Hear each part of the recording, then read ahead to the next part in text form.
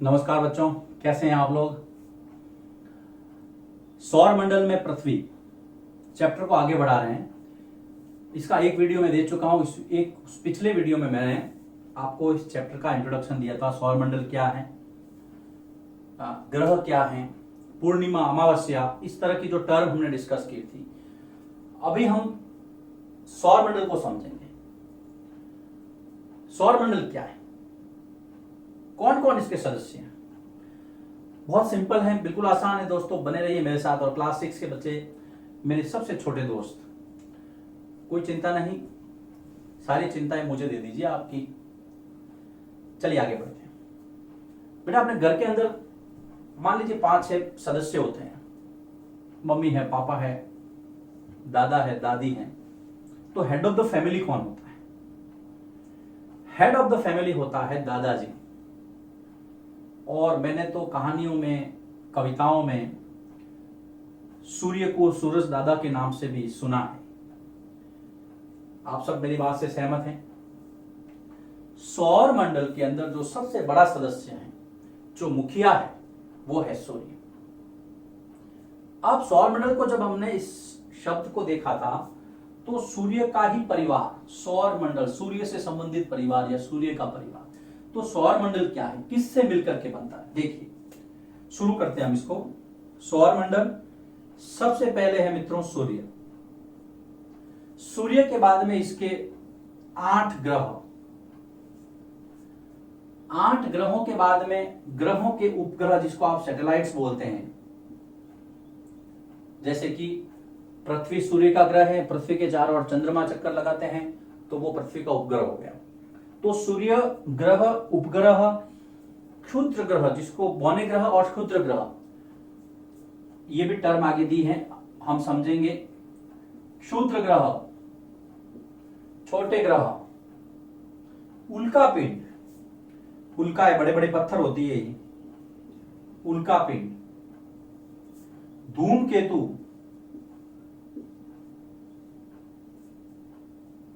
और अन्य खगोलीय पिंड। अन्य खगोलीय पिंड मिलकर सौर मंडल कहलाते हैं। यह आपको ध्यान में रखना है। सीधा सीधा प्रश्न आता है, डायरेक्ट क्वेश्चन, सौर मंडल से आप क्या समझते हैं? कहीं घबराने की जरूरत नहीं है आपको।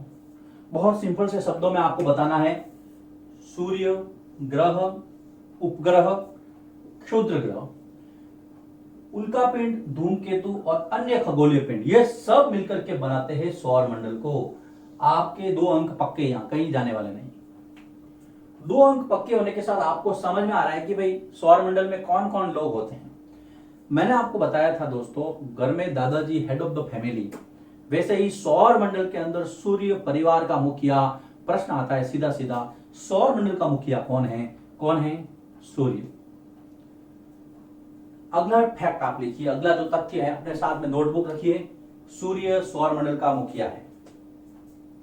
ये देखिए यहां, सूर्य सौर मंडल का मुखिया।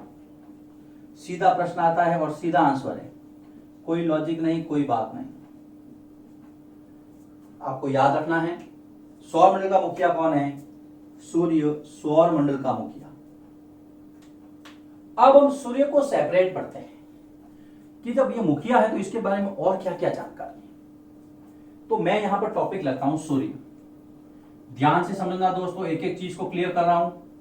सूर्य, जिसको आप सन भी कहते हैं, SUN, SON नहीं, SON तो फिर आप बेटा हो जाएगा सन। सूर्य, सन, SUN, सन, सूर्य, रवि, आदित्य, भास्कर, भारतीय परंपरा में सूर्य नारायण, सूर्य भगवान, और खगोलीय भाषा के अंदर सूर्य एक तारा है। मैंने पहले बताया था। सूर्य क्या है?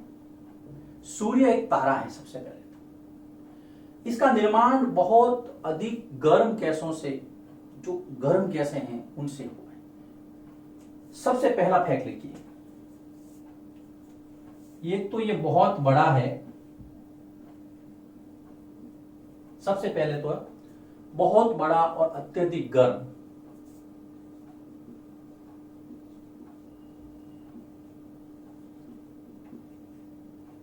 सबसे पहली बात, बहुत बड़ा और अत्यधिक गर्म है ये। उसके बाद में इसके अंदर हाइड्रोजन और हीलियम, ये दो मुख्य गैसें हैं।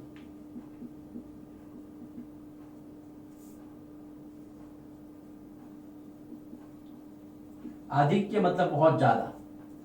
हाइड्रोजन और हीलियम की जब क्रियाएं होती है तो बहुत बड़ी मात्रा में ऊर्जा निकलती है। सौर मंडल के लिए एकमात्र ऊर्जा का स्रोत है सूर्य। इतने बड़े सौर मंडल को यह ऊर्जा देता है, ऊष्मा देता है, गर्मी देता है, प्रकाश देता है। कौन कौन सी गैसें हैं? हाइड्रोजन और हीलियम। आकार बहुत बड़ा है इसका, भाई दादा है तो बड़े ही होंगे। अब आगे चलते हैं। अपने खिंचाव बल, जिसको पुलिंग फोर्स कहते हैं। देखिए मैं सूर्य की विशेषता बता रहा हूं। अपने खिंचाव बल, जिसको आप पुलिंग फोर्स कहते हैं, पुलिंग फोर्स, अपने खिंचाव बल की वजह से सभी पिंडों, जो इसके परिवार के सदस्य है, जो ग्रह है, उपग्रह है, सभी पिंडों को यह बांध कर रखता है। बांध कर मतलब कोई डोरी से नहीं रखा है, लेकिन सब इसके चारों तरफ चक्कर लगाते रहते हैं। इसकी परिधि से बाहर नहीं जा सकते, इसके क्षेत्र से बाहर नहीं जाते हैं। इसके अंदर पुलिंग फोर्स है, सबको अपनी ओर आकर्षित करता है, खींचता है। सौर मंडल के लिए सूर्य ऊर्जा का एकमात्र स्रोत है। सौर मंडल के लिए सूर्य ऊर्जा का एकमात्र स्रोत है। सारी की सारी ऊर्जा, सारा का सारा प्रकाश सौर मंडल के अंदर सूर्य देता है, एकमात्र स्रोत। हम पढ़ रहे हैं सूर्य की विशेषताएं। बहुत बड़ा है, हाइड्रोजन और हीलियम कैसे खिंचाव बल है, सबको बांध के रखता है, और सौर मंडल के लिए ऊर्जा का एकमात्र स्रोत है। यह पृथ्वी का सबसे नजदीक का तारा है। इधर देखिए, मैं इधर लिखता हूं, पृथ्वी का सबसे नजदीकी तारा, सबसे नजदीक है लेकिन फिर भी बहुत दूर है, बहुत दूर है। सबसे नजदीकी तारा पृथ्वी का, क्योंकि हम पृथ्वी पर रहते हैं इसलिए इसको पृथ्वी से रिलेटेड है। आप इसको नोट कर लीजिए। उसके बाद में मैं इसी सूर्य को आगे बढ़ाता हूं। जैसे ही बोर्ड वर्ड कंप्लीट हो जाए आप उसको नोट कर लें, साथ साथ नोट करते रहे। मैं तो ये कहूंगा, मैंने दूरी की बात की थी, सूर्य पृथ्वी से बहुत दूर है। आंकड़ों की अगर बात करें तो सूर्य की पृथ्वी से दूरी, सूर्य की पृथ्वी से दूरी जो है दोस्तों, वो है 15 करोड़ किलोमीटर।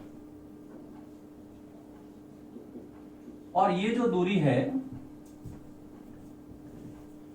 ये कोई सामान्य दूरी नहीं है, बहुत ज्यादा है। अब हम बात करते हैं कि जो सूर्य का प्रकाश है उसको पृथ्वी पर आने में कितना समय लगता है।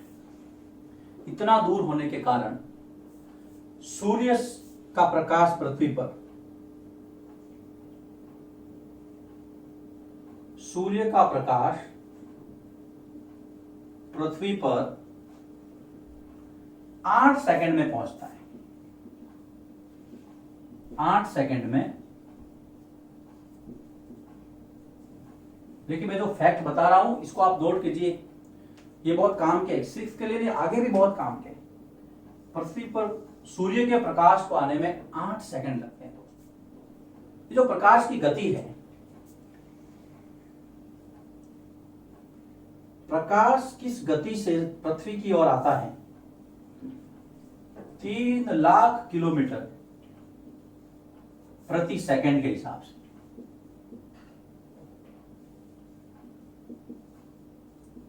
3 लाख किलोमीटर प्रति सेकंड की गति से ये प्रकाश पृथ्वी पर आता है और उसको आने में 8 सेकंड लगता है। ये दोनों आंकड़े आप याद रखेंगे। अब देखिए यहां पर हमें 3 आंकड़े मिले हैं मित्रों। पहला, पृथ्वी से दूरी 15 करोड़, सूर्य से पृथ्वी पर प्रकाश आने में कितना समय लगता है 8 सेकंड, और जो स्पीड है सनलाइट की, सूर्य के प्रकाश की, 3 लाख किलोमीटर प्रति सेकंड। ये जो दूरी है उसको मापने की जो इकाई है वो है प्रकाश वर्ष। सूर्य से पृथ्वी को की दूरी को मापने की जो इकाई है उसको कहते हैं प्रकाश वर्ष, लाइट ईयर। ये भी ध्यान रखना, प्रकाश वर्ष ये दूरी मापने की इकाई है सूर्य से पृथ्वी, है ना, इसको आप ध्यान रखना, प्रकाश वर्ष। अब हम आगे चलते हैं। हम सूर्य के बारे में पढ़ रहे हैं। सूर्य के पहले मैंने आपको जैसे हाइड्रोजन और हीलियम गैसों से बना है, सौर मंडल के लिए एकमात्र स्रोत है ऊर्जा का, उसका जो पुलिंग फोर्स है, खिंचाव बल, वो सभी पिंडों को बांध के रखता है। सूर्य के बाद में अब हम बात करते हैं उनके ग्रहों की, प्लेनेट्स। अब आपको यहाँ एक चित्र नजर आ रहा है। मैंने अभी तक इस चित्र की चर्चा नहीं की, लेकिन अब करूंगा।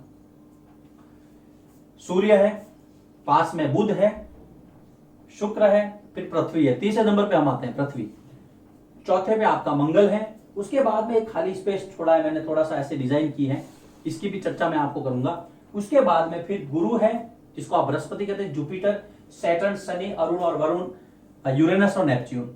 ये 8 ग्रह हैं। इसके ग्रह की परिभाषा मैं आपको पहले बता चुका हूं, इसलिए मैं वापस परिभाषा नहीं लिखूंगा, मैं सीधा टॉपिक शुरू करता हूं। ग्रह, प्लेनेट्स, मैंने इसकी परिभाषा पहले आपको बता दी थी। सीधा सीधा बताऊंगा। सूर्य के 8 ग्रह हैं, कोई भूमिका नहीं, एक ही भाषा में आपको याद रखना है। कितने ग्रह है? 8 ग्रह है। 9 नहीं चलेगा, 9 गलत है। अब आपने सोचा होगा सर हमने तो पहले कभी कभी सुना 9 ग्रह है, मैं भी पढ़ता था तो 9 ग्रह थे, लेकिन हुआ क्या? देखिए ग्रहों के बारे में मैंने आपको एक शर्त बताई थी कि ग्रह ऐसा होना चाहिए जिसके जो अपने किसी दूसरे साथी की रास्ता नहीं काटता हो। तो एक ग्रह ऐसा था जो ऐसा करता था, इसलिए उसको ग्रहों की श्रेणी से हटा दिया गया। देखिए दोस्तों, एक संगठन है अंतरराष्ट्रीय खगोल शास्त्रीय संगठन, जिसने 2006 के अंदर अंतरराष्ट्रीय खगोल शास्त्रीय संगठन, इंटरनेशनल एस्ट्रोनॉट्स यूनियन, जिसको आप कहते हैं IAU, इसने 2006 के अंदर प्राग के अंदर चेकोस्लोवाकिया में एक इनकी बैठक हुई थी। इस समय जो प्लूटो था, जो नौवा ग्रह जिसको आप यम भी कहते हैं, प्लूटो को ग्रह की श्रेणी से हटा दिया। क्यों हटाया? क्योंकि अपने ये साथी ग्रह का रास्ता काटता था जब ये सूर्य के चारों ओर चक्कर लगाता था। अब हटा दिया गया मतलब ये नहीं है कि इसको कहीं से गायब कर दिया, ये यहां पर चक्कर वैसे के वैसे लगा रहा है, लेकिन हम इसको ग्रह की श्रेणी में नहीं गिनते हैं, इसको हम ड्वार्फ प्लैनेट यानी कि बौने ग्रहों की श्रेणी में रखा गया है। वो आगे आएगा बौना ग्रह भी। फिलहाल हम ग्रहों पे अपना जो है चैप्टर कंसल्ट करते हैं। अब देखिए 2006 में प्राग के अंदर मीटिंग हुई IAU की, उसमें कहा कि भाई ये जो यम है यानी कि जो प्लूटो है ये ग्रह नहीं है, ये बौना ग्रह है, इसलिए ग्रहों की संख्या हो गई 8। अब उसमें से 4-4 के 2 जोड़े हैं, 4 जोड़े जो आंतरिक, 4 ग्रह आंतरिक ग्रह हैं और 4 ग्रह बाह्य ग्रह हैं। देखिए सबसे पहले जिसको हम कहते हैं पार्थिव ग्रह, पार्थिव बना है पृथ्वी से, जो पृथ्वी के आसपास है अंदर की साइड। दूसरे है बाह्य ग्रह, बाह्य ग्रह जिसको हम कहते हैं बृहस्पतीय ग्रह। मैं आपको 4-4 के जोड़े में याद कराऊंगा और ये है आपके दूरी के हिसाब से। 4 है पार्थिव ग्रह और 4 है बृहस्पति ग्रह, जिसको बाह्य ग्रह भी कहते हैं। 4 अंदर की साइड, 4 बाहर की साइड। देखिए सूरज के सबसे पास में है बुध, उसके पास में बैठे हैं शुक्र, उसके पास में तीसरे नंबर पर हमारी पृथ्वी, बुध शुक्र पृथ्वी, और चौथा जिसको मंगल कहते हैं, पृथ्वी का पुत्र भौम, वो बैठा है। तो 4 हो गए इस तरफ अंदर की तरफ। उसके बाद में बीच के अंदर एक बहुत बड़ी पट्टी है खगोलीय पिंडों की, उसके पास उसके उस तरफ है गुरु शनि अरुण और वरुण। तो पहले हम 4 अंदर वालों को नाम पता करते हैं। पार्थिव ग्रह में सबसे पहले आपका बुध, जिसको आप मरकरी भी कहते हैं। बुध के बाद में दूसरा है शुक्र, जिसको आप वीनस भी कहते हैं। उसके बाद में आपकी है पृथ्वी, जिसको आप अर्थ भी कहते हैं। सौरमंडल का एकमात्र ग्रह जहां पर जीवन संभव है, पृथ्वी। और पृथ्वी के बाद में है आपका मंगल, जिसको आप मार्स कहते हैं। ये 4 हो गए ना, ये सूर्य की दूरी के हिसाब से। उसके बाद में फिर बाह्य ग्रह में सबसे पहले आपका बृहस्पति, इसको आप जुपिटर कहते हैं, सौरमंडल का सबसे बड़ा ग्रह। बृहस्पति के बाद में फिर है आपका शनि, जिसको आप सैटर्न कहते हैं। फिर है यूरेनस, और फिर है आपका नेपच्यून, वरुण। इसका इंग्लिश नाम भी मैं लिखाऊंगा। तो 4 ये हो गए और 4 ये हो गए, 8 हो गए। आंतरिक ग्रह 4, बाह्य ग्रह 4, 4 और 4 8, सूर्य की दूरी के हिसाब से। इस चित्र को आप ध्यान से देखिए, आपकी किताब में भी दिया हुआ है। समझने के लिए मैंने इसको बनाया है, हालांकि मेरी ड्राइंग इतनी अच्छी नहीं है, लेकिन फिर भी कोशिश कर रहा हूं। अब आप इस स्टडी मटेरियल को, इस नोट वर्क को, इस बोर्ड वर्क को आप नोट कीजिए, फिर आगे बढ़ाते हैं, चर्चा को आगे बढ़ाते हैं। यहां पर आपको चित्र नजर आ रहा है, इस चित्र को बता करके मैं आपको अगले टॉपिक पे ले जाऊंगा। देखिए दोस्तों, ये मैंने सूर्य बनाया यहां पर, और ये मैंने एक ग्रह है इसका प्लेनेट, जिसको मैंने अर्थ नाम दिया है। अब ये इस रास्ते से यहां पर घूम रहा है इस तरह से, और यहां पर अपना चक्कर लगा रहा है। हमने ग्रह की परिभाषा में ये देखा था कि उसका निश्चित परिक्रमा पथ होता है, उसका रास्ता फिक्स होता है, उससे भटकता नहीं। तो ये देखिए, ये इस तरह से गोल बना। अब आप सर्कल पढ़ते हैं मैथ्स के अंदर, वृत्त पढ़ते हैं, वो बिल्कुल गोल होता है, जैसे कि चूड़ी होता है, इस तरह से चूड़ी की तरह। अब ये गोल तो है, लेकिन ये कैसा है, ऐसा है। इसको हम कहते हैं दीर्घवृत्ताकार। अब आपको इसके अंदर ये शब्द याद रखना पड़ेगा। अब मैं अपना टॉपिक पे आता हूं। अगला टॉपिक है कक्षा। सभी ग्रह सूर्य के चारों तरफ निश्चित, ध्यान देना, सभी का मतलब 8 हो गए, 8 ग्रह। सभी ग्रह सूर्य के चारों ओर निश्चित,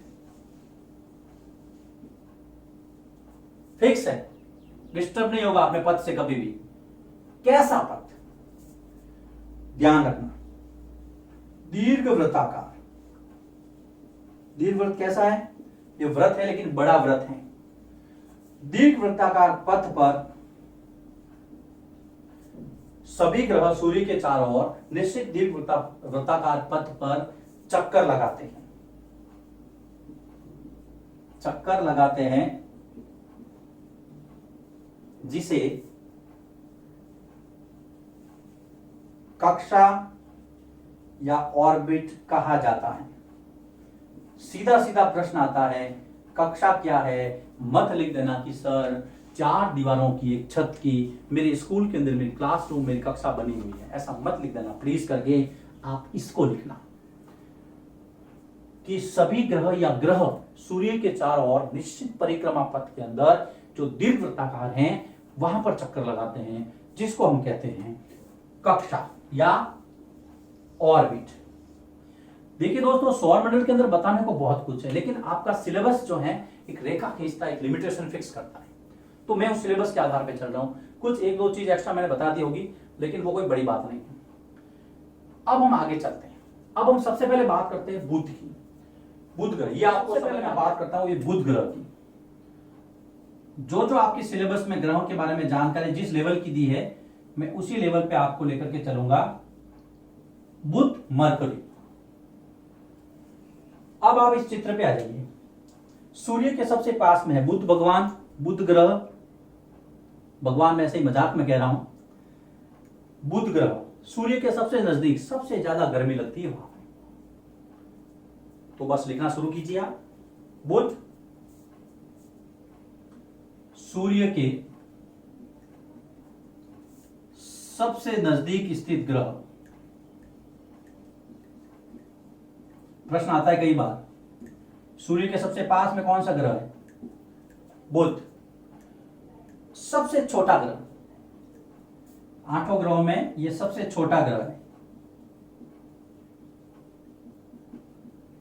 सबसे छोटा ग्रह। तो दो बातें हो गई बुध की, एक तो सबसे नजदीक है सूर्य के, दूसरा छोटा ग्रह है। सूर्य के चारों ओर नजदीक होने के कारण 88 दिनों में 88 डेज 88 दिनों में सूर्य का एक चक्कर लगाता है, चारों ओर परिक्रमा करता है। 88 दिनों में सूर्य का एक चक्कर लगाता है बुध। इसका कोई उपग्रह नहीं है, बुध के कोई उपग्रह नहीं है कि सर ये तो अच्छा हुआ, नहीं तो एक और नाम याद रखना पड़ता। अब नाम तो भैया याद रखना ही पड़ेगा, नाम याद रखे बिना तो आपकी नैया पार होने वाली नहीं है, मेरी भी नहीं हुई तो आपकी कैसे होगी। बुध, वापस आपको ले जाता हूं बुध पे। सूर्य का सबसे नजदीक, ये देखिए यहां पर, ये सूर्य के सबसे पास में बैठे हैं बुध जी। मरकरी सबसे छोटा, 88 डेज में सूर्य का एक चक्कर लगाता है, इसका कोई उपग्रह नहीं है। बुध के बाद हम बात करते हैं शुक्र की, बहुत अच्छा ग्रह है शुक्र।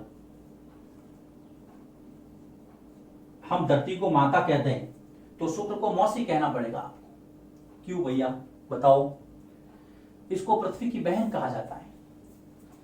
ये भगिनी ग्रह है पृथ्वी का, ये पृथ्वी की बहन के नाम से जाना जाता है, पृथ्वी की बहन। कहीं कहीं नाम आ जाता है भगिनी, तो मैं भगिनी भी लिख देता हूं, भगिनी ग्रह, सिस्टर प्लेनेट। अब आप कहोगे सर ऐसा क्या है इसके अंदर कि इसको मेरी मौसी बना दिया, हम सबकी मौसी बना दिया, धरती माता की बहन बना दिया? तो देखिए आकार के अंदर, घनत्व में और व्यास के अंदर ये शुक्र जो है वो आकार, इसकी जो डेंसिटी है, घनत्व, और इसका जो व्यास हम कहते हैं जिसको, ये व्यास होता है। कोई भी सर्कल होता है ना, जैसे मान लीजिए, तो ये जो दूरी है यहां से लगा करके यहां तक की, ये आर है, त्रिज्या, रेडियस बोलते हैं इसको, ये पूरा यहां, ये आकार, घनत्व और व्यास में ये पृथ्वी के समान है, इसलिए इसको हमारी बहन कहते हैं। कि सर ये तो आपने बहुत अच्छी बात बताई, चलो हमारे कोई मौसी भी है, हमें पता चला कि पृथ्वी की बहन शुक्र, हम पढ़ रहे शुक्र, वीनस को, इसको वीनस कहते हैं। अब बात यहीं तक खत्म नहीं होती, बात आगे बढ़ती है। और क्या क्या कहते हैं इसको? इसको मॉर्निंग स्टार कहते हैं, इसको इवनिंग स्टार कहते हैं। देखो शुक्र को और क्या क्या कहते हैं? भोर का तारा, मॉर्निंग स्टार, सांझ का तारा, इवनिंग स्टार,